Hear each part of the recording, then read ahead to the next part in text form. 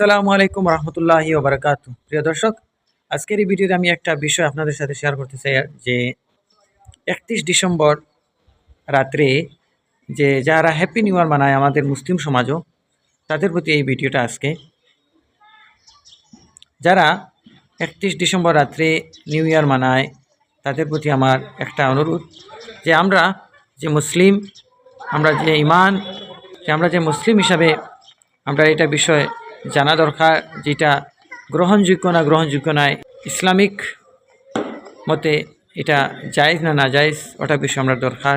যেহেতু আমরা অনেক ওলামা ইকরামের কাছ থেকে আমরা শুনি, আর ইউটিউবের মধ্যে বড় বড় স্কলার কাছ থেকে শুনি আর যে এটা টোটালি নিষেধ, ইসলামিক দৃষ্টিকোণ থেকে এটা টোটালি নিষেধ। আর আমরা লজিক্যালি আমরা চিন্তাধারা করি যে একটা বছর যদি শেষ হয়ে যায়, আমরা জীবনের একটা বছর থেকে শেষ হয়ে গেছে। যদি আমরা বয়স যদি থাকে 40 বছর, 50 বছর, 60 বছর, 70 বছর, 20 বছর, এইটা একটা বছর আল্লাহ তাআলা আমরা নির্ধারণ করে দিয়েছেন অত বছর আমরা আয়ু থাকবো। কিন্তু এই বছর থেকে যে একটা বছর আবার গেল গিয়া, তো এইটা তো বড় দুঃখের বিষয়। একটা বছর যদি আমরা জীবন থেকে শেষ হয়ে যায়, মাইনাস হয়ে যায় যদি, তাইলে তো এটা আমরা দুঃখের বিষয় যে আমরা মৃত্যুর দিকে আমরা অগ্রসর হয়েছি। একটা বছর আমরা জীবন থেকে যদি কমে যায়, তো আমরা মৃত্যুর দিকে অগ্রসর হইলাম, খবরের দিকে আমরা অগ্রসর হইলাম। এর কারণে এখানে আমরা খুশি মানাইতাম, এখানে আমরা রাত্রে নিউ ইয়ার মানাইতাম, ওটা হইল আসল বিষয়। খুশির বিভিন্ন উপলক্ষ আছে, আমরা খুশি বানাই, আমরা ইজাজত আছে, জায়েজ আছে।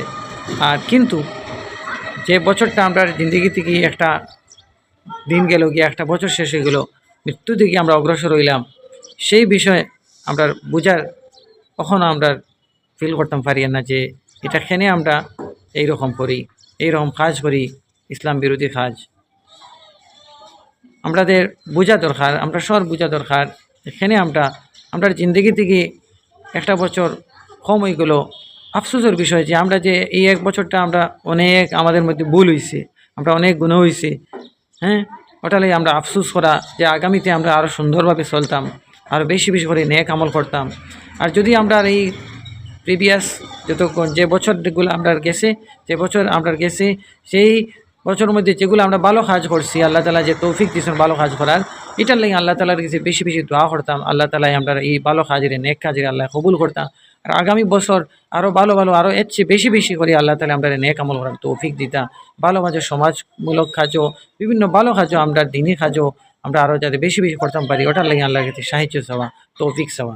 আর যেগুলা ভুল করছি, যেগুলা গুনাহ করছি, যেগুলা আমরার কাছ থেকে অনেক ভুল ত্রুটি হয়েছে, এটা থেকে আল্লাহর কাছে মাফ চাওয়া, যাতে এই নতুন বছর থেকে আরও যাতে আমরা ভালো কাজও আমরা নিয়োজিত হই, মানুষের ভালো কাজে অ্যাপ্রিসিয়েট করি, মানুষের কল্যাণের কাজে আমরা আরও এগিয়ে যাই, সমাজের ভালো পদক্ষেপ নিয়ে আমরা চিন্তাধারা করি।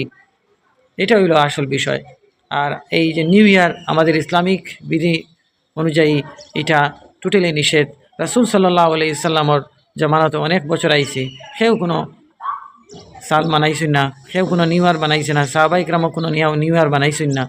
এর কারণে আমরা এটা টোটালি বয়কট করা দরকার।